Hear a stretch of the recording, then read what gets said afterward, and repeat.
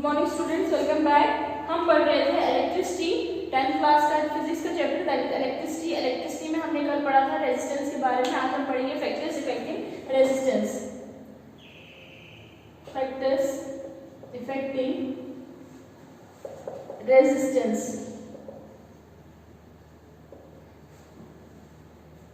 Factors affecting resistance में आपने क्या देखना है, कौन कौन से फैक्टर्स हैं जिनके ऊपर रेजिस्टेंस जो है वो डिपेंड करता है। सबसे पहला फैक्टर है that is length of the conductor.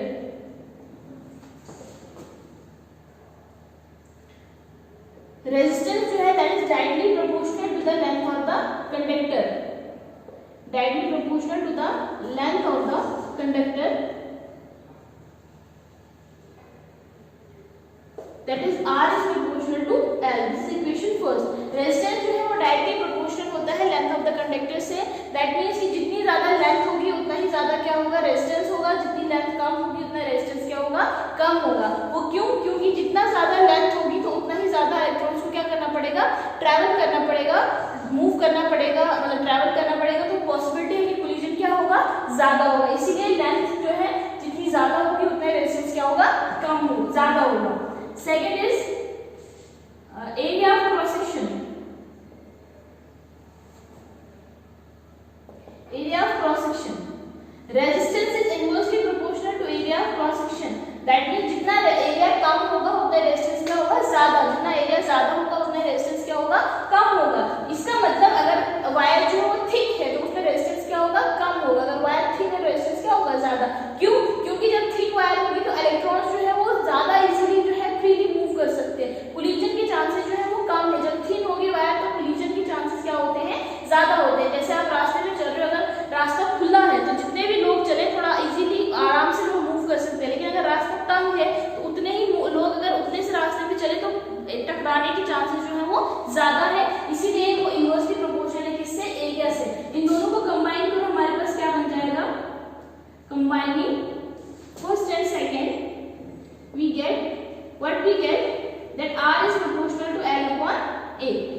R जो है वो proportional है L upon A के, resistance length of the conductor and area of the cross section। अगर इसको इस साइन को हटाने के लिए, proportionality साइन को हटाने के लिए हम क्या लगाते हैं, एक कांस्टेंट ऑफ proportionality लगाते हैं। यहाँ पे क्या लगता है, रो L upon A।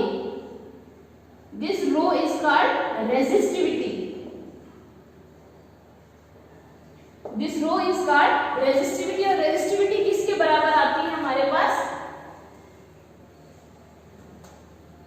resistivity is equals to R A upon L।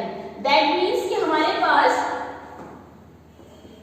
resistivity किसके बराबर थी, R A upon L। resistivity depend करती है लेंथ से, इनवर्सली प्रोपोर्शनल है और एरिया के साथ क्या है, डायरेक्टली प्रोपोर्शनल है। अगर हमारे पास if length is equals to 1 metre and area is equals to 1 metre square तो रेजिस्टिविटी किसके बराबर आएगी, रेजिस्टेंस के बराबर, that is equals to R के बराबर। इसीलिए हमारे पास हम कह सकते हैं कि एक रेजिस्टेंस, एक रेजिस्टिविटी को हम डिफाइन कर सकते हैं कि ऐसा resistance of a conductor whose length is 1 metre and whose area of cross section is 1 metre square तो उसकी रेजिस्टिविटी किसके बराबर होगी, रेजिस्टेंस के बराबर। दैट मींस रेजिस्टेंस जब हम बात करते हैं, रेजिस्टेंस में हम पूरा लेते हैं, पूरे कंडक्टर के बारे में। लेकिन जब हम रेजिस्टिविटी की बात करते हैं तो उसमें 1 मीटर लेंथ की और 1 मीटर स्क्वायर की एरिया की बात करते हैं। तो उसमें जितना रेजिस्टेंस होगा that will be called as resistivity.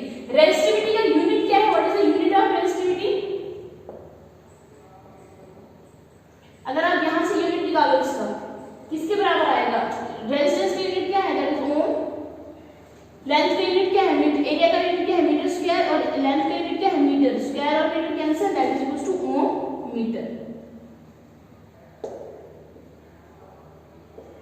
Resistivity unit है that is ohm metre. SI unit of resistivity is ohm metre. So this is about resistivity. और next is combination of resistances.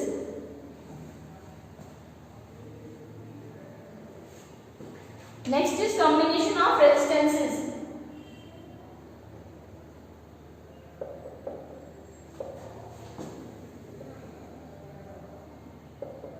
Combination of resistances. Resistances जो है हमारे पास, resistances को हम combine कर सकते हैं, दो तरीकों से कंबाइन कर सकते हैं। एक होता है सीरीज कॉम्बिनेशन और एक होता है parallel combination. One is series combination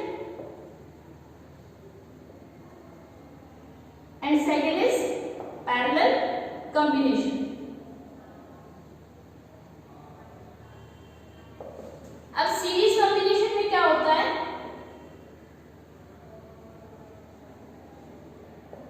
series combination हो गया जिसमें एंड टू एंड जो है रेजिस्टेंस को क्या किया जाए, ज्वाइन किया जाए, तो उसको क्या कहते हैं, that is called series combination. जैसे ये है मेरे पास एक रेजिस्टेंस दूसरा रेजिस्टेंस के साथ मैंने कंबाइन किया, तीसरा रेजिस्टेंस के साथ कंबाइन किया, that is R1 R2 and R3, तो ये क्या से बन गए, this is called series combination. जो टोटल रेजिस्टेंस होगा इस सीरीज कॉम्बिनेशन का, दैट इज RS, किसके बराबर होगा, sum of the individual resistances, that is R1 R2 plus R3। उसी तरह से third second is parallel combination. Parallel combination में अब क्या होगा, इसमें एक एंड के साथ मतलब एक कॉमन एंड होता है, तीन रेजिस्टेंस का, तीन चार जितने भी रेजिस्टेंस हम ज्वाइन करते हैं उनका एक कॉमन एंड होता है। ये एक आ गया, ये दूसरा आ गया और ये तीसरा आ गया, ठीक है। ये तीन एंड्स जो है इसके पैरेलल कॉम्बिनेशन के आगे, सॉरी पैरेलल कॉम्बिनेशन में, दैट इज R1 R2 और R3। तो इसका जो टोटल रेजिस्टेंस होगा, reciprocal of total resistance, that is 1/Rp, किसके बराबर होगा, reciprocal of individual, sum of reciprocal of individual resistance, that is R1 plus R2, 1/R1 plus 1/R2 plus 1/R3,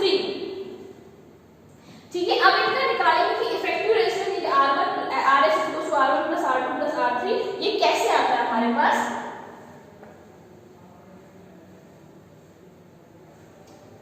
effective resistances, effective resistance in series combination.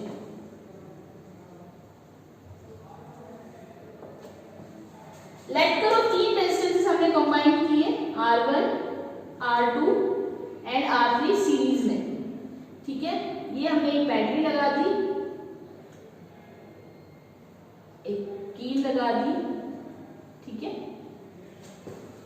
This is R1 R2 और R3। अब देखिए हमारे पास यहां पे इसके across जो current flow करेगी, this is negative, this is positive, current जो फ्लो करेगी फ्रॉम पॉजिटिव टू नेगेटिव ऐसे फ्लो करेगी, तो क्या फ्लो करेगी, सेम करंट फ्लो करेगी, दैट इज I, तीनों में करंट फ्लो करेगी, that is I।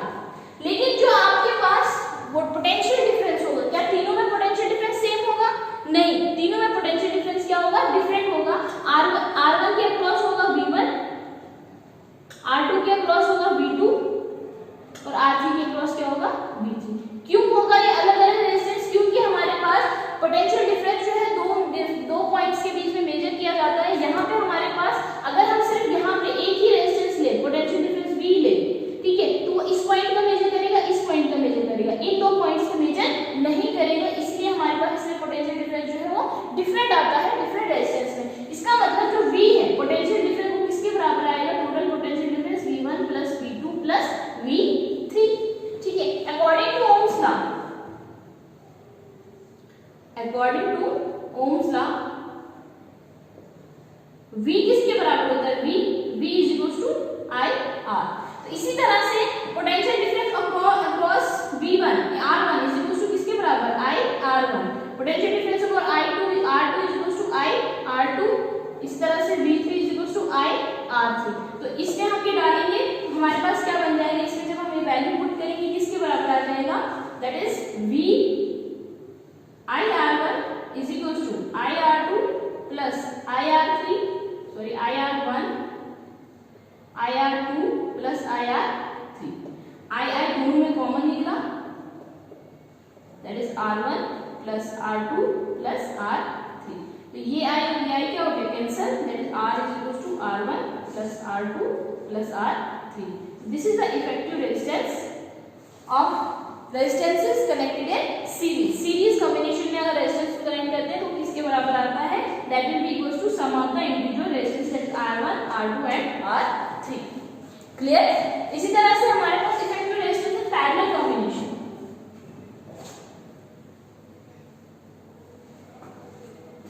Effective resistance in parallel combination.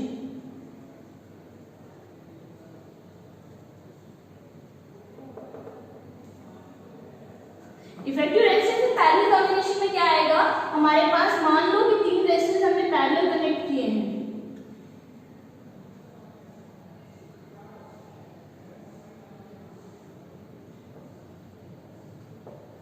R1, R2, R3 connect किया बैटरी के साथ, की लगा दी, सर्किट क्लोज किया, करंट फ्लो करना स्टार्ट करेगी फ्रॉम पॉजिटिव टू नेगेटिव यहाँ से। लेकिन अब यहाँ पे देखो सेम करंट फ्लो नहीं करेगी, क्यों? क्योंकि आप ऐसे मान लो कि पीछे से पानी आ रहा है, उसको आगे से 3 रास्ते हैं जाने के लिए, तो ऑब्वियसली वो 3 रास्तों से अलग अलग जाएगा। तो इसका मतलब R1 के अक्रॉस I1 करंट फ्लो करेगी, R2 के अक्रॉस I2 करंट फ्लो करेगी और R3 के अक्रॉस I3 करंट फ्लो करेगी। तो टोटल करंट जो है वो किसके बराबर होगी? That is I1 plus I2 plus I3 के बराबर। According to Ohm's law V is equal to IR, तो I is equal to V upon R के बराबर। ठीक है, तो इसी तरह से करंट अक्रॉस R1 I1 किसके बराबर आएगी? V upon R1। दूसरा I2 is equal to V upon R2, I3 is equal to V upon R3। ठीक है, which implies that ये किसके बराबर आएगी? इसमें पुट करो I is equal to I1 plus I2, that is I का क्या आएगा? V upon R is equal to V upon R1 plus V upon R2 plus V upon R3। V common निकलेगा, V 1 upon R is equal to V common 1 upon R1 plus 1 upon R2 plus 1 upon R3। ठीक है, ये V और ये V क्या हो गया? Cancel, that is 1 upon RP is equal to 1 upon R1 plus 1 upon R2 plus 1 upon R3। ठीक है, तो इसका मतलब total resistance connected in the reciprocal of total resistance connected in parallel is equal to sum of the reciprocal of sum of the individual resistances. तो अगर हमें Rp निकालना तो Rp कैसे निकलेगा? यहां से Rp कैसे निकलेगा आपके पास? 1 upon Rp is equal to R1 R2 R3 that is equal to R2 R3 plus R1 R3 plus R3 R1 R2, which implies that Rp is equals to R1 R2 R3 upon R2 R3 plus R1 R3 plus R1 R2, इसके बराबर आएगा Rp। ठीक है, this was about effective resistance in parallel combination. ठीक है, तो अब हमारे पास इसका लास्ट टॉपिक है इस चैप्टर का, that is heating effect of electric current.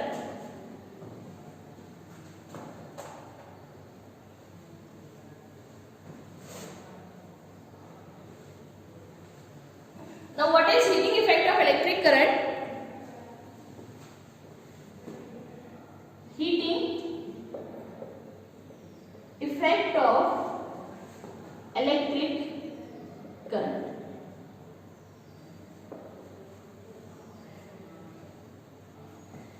देखिए, heating effect of electric current क्या होता है कि जब हमारे पास हाई रेजिस्टेंस कंडक्टर होता है, कोई भी हाई रेजिस्टेंस वायर होती है हमारे पास, दैट मीन्स रेजिस्टेंस बहुत ज्यादा हाई है। ठीक है, रेजिस्टेंस हाई है तो जिसकी वजह से हमारे पास इलेक्ट्रॉन्स जो है वो आगे पास नहीं कर पा रहे, इलेक्ट्रॉन्स जो है आगे फ्लो नहीं कर पा रहे, जिसकी वजह से उसकी एनर्जी जो है वो कन्वर्ट हो जाती है किसमें? हीट में। उसकी एनर्जी जो है वो कन्वर्ट हो जाती है किसमें? हीट एनर्जी में, जिसकी वजह से वो जो वायर है वो क्या हो जाती है? हीट अप हो जाती है। That is known as heating effect of electric current. Actually होता क्या है, हमारे पास जब आपके पास एक वायर है, जैसे मान लो ये वायर है, इसमें इलेक्ट्रॉन्स जो है बहुत सारे हैं। ठीक है, इसमें रेजिस्टेंस बहुत ज्यादा है, दैट मींस अपोजिशन बहुत ज्यादा है। जब हम इसको करंट सप्लाई करते हैं, इसमें इलेक्ट्रिक में पोटेंशियल डिफरेंस ये जो है अप्लाई करते हैं करंट, इसमें पोटेंशियल डिफरेंस अक्रॉस इसके एंड जो है वो अप्लाई करते हैं, तो यहाँ से जब ये इलेक्ट्रॉन्स फ्लो करना स्टार्ट करेंगे, क्योंकि ये आगे फ्लो नहीं कर पा रहे, ये आगे जा नहीं पा रहे, जैसे ये आपके पास है, ये इलेक्ट्रॉन्स आगे जा नहीं पा रहे, ये है यहाँ पे, ये आगे जा नहीं पा रहे, जिसकी वजह से यहाँ पे क्या प्रोड्यूस हो रही है? काइनेटिक एनर्जी प्रोड्यूस हो रही है। उसमें काइनेटिक एनर्जी कम प्रोड्यूस हो रही है, जिसकी वजह से वो काइनेटिक एनर्जी वो जो है इलेक्ट्रॉन्स अपनी ही जगह पे क्या करना स्टार्ट करते हैं? मूव करना स्टार्ट करते हैं, अप एंड डाउन मूव करना स्टार्ट करते हैं, वाइब्रेशन प्रोड्यूस हो जाती है। जब वाइब्रेशन प्रोड्यूस होती है, दैट मींस वहां पे वो किसमें कन्वर्ट होता है? उसकी काइनेटिक एनर्जी किसमें कन्वर्ट हो जाती है? थर्मल एनर्जी में। थर्मल एनर्जी में में कन्वर्ट हुई, दैट मीन्स हमारे पास यहाँ पे क्या हो गया, वहाँ पे क्या प्रोड्यूस हुई, हीट जो है वो प्रोड्यूस हुई। इस हीटिंग इफेक्ट को क्या कहते हैं, जो हमारे पास इलेक्ट्रिक करंट हीट जो है प्रोड्यूस हो रही है due to high resistance wire, that is known as heating effect of electric current. इस heating effect of electric current पे हमने एक लॉ दिया है, Joule's law of heating effect, Joule's law of heating effect. Joule's law of heating effect क्या कहता है कि that H is equals to I square R T। H जो है वो किसके बराबर है, that is equals to I square R T। अब इसको हम कैसे निकालेंगे, इसको हम सॉल्व कैसे करेंगे, मान लो इस करंट को, इस चार्ज को मूव कराने के लिए कुछ वर्क डन लग रहा है, work done is equals to work done किसके बराबर होता है, अगर आप पोटेंशियल डिफरेंस की डेफिनेशन देखो, potential difference equals to W upon Q, ठीक है, तो W is equals to V into Q, ठीक है। According to the definition of current, according to current I is equals to Q upon T, इसका मतलब Q is equals to I into T, ठीक है। And according to Ohm's law, according to Ohm's law V is equals to I R, ठीक है। V is equals to I R, तो अगर आप V is equals to I R लिख रहे हैं तो इसको इन दोनों वैल्यूज को यहाँ पे पुट करें, किसके बराबर आएगा, W is equals to Q V into Q, V की जगह I R into I T, that is equals to I square R T W। और ये जो वर्क डन हो रहा है किस फॉर्म में हो रहा है, that is the form of heating, heat energy की फॉर्म में क्या हो रहा है, ये रिलीज हो रहा है हीट एनर्जी, तो इसका मतलब H is equals to I square R T, ठीक है। H is equals to I square R T। According to Joule's law of heating effect, जो हीट प्रोड्यूस हो रही है किसी भी सर्किट, किसी भी कंडक्टर में, वो किसके प्रोपोर्शनल है, that is proportional to I square, that means जितनी करंट प्रोड्यूस होगी उसमें उसके स्क्वायर के बराबर, ठीक है। अगर 1 एम्पियर करंट फ्लो कर रही है उसमें, तो उसका स्क्वायर जो होगा दैट इज 2 एम्पियर हीट जो है इसमें प्रोड्यूस होगी, proportional to R, that means resistance of conductor, जितना ज्यादा रेजिस्टेंस होगा उतनी ही ज्यादा वहां पे क्या प्रोड्यूस होगी, हीट प्रोड्यूस होगी। And the amount of time for which heat current is passing through that circuit, current is flowing through that circuit, तो वहां भी अगर आधे घंटे के लिए आप उसको हीट अप, आधे घंटे के लिए सर्किट ऑन करोगे तो वो थोड़ा हीट अप होगा, 1 घंटे के लिए सर्किट ऑन करोगे वो और ज्यादा हीट अप हो जाएगा। This is called heating, joules law of heating effect. इसके बाद एक और टॉपिक है that is called electric power.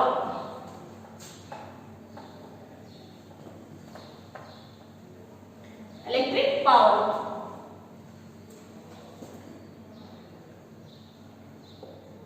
Electric power, power क्या होता है, rate of doing work, that is हमारे पास रेट ऑफ डूइंग वर्क, या फिर आप यहाँ पे हमारे पास जो वर्क डन हो रहा है वो किस फॉर्म में हो रहा है, that is the form of heat energy. तो इसको हम कह सकते हैं कि that power is equals to electrical energy,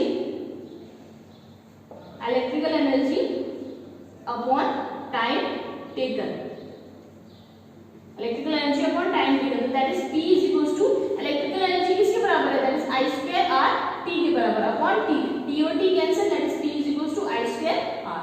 एक ये आ गया in terms of I and R।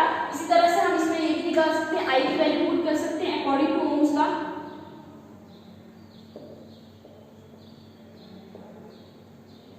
V is equals to I R, तो I is equals to V upon R, तो ये किसके बराबर आएगा, P is equals to I square, that is V square upon R square into R, R और square cancel, P is equals to V square upon R, ये आ गया second formula, ठीक है। इसी तरह से R की वैल्यू पुट करो, R की वैल्यू ओम्स लॉ से पुट करो, R किसके बराबर आएगा, R is equals to V upon I, तो P is equals to I square, R की जगह क्या आ जाएगा, V upon I, that is equals to P is equals to I और square cancel, that is V into I।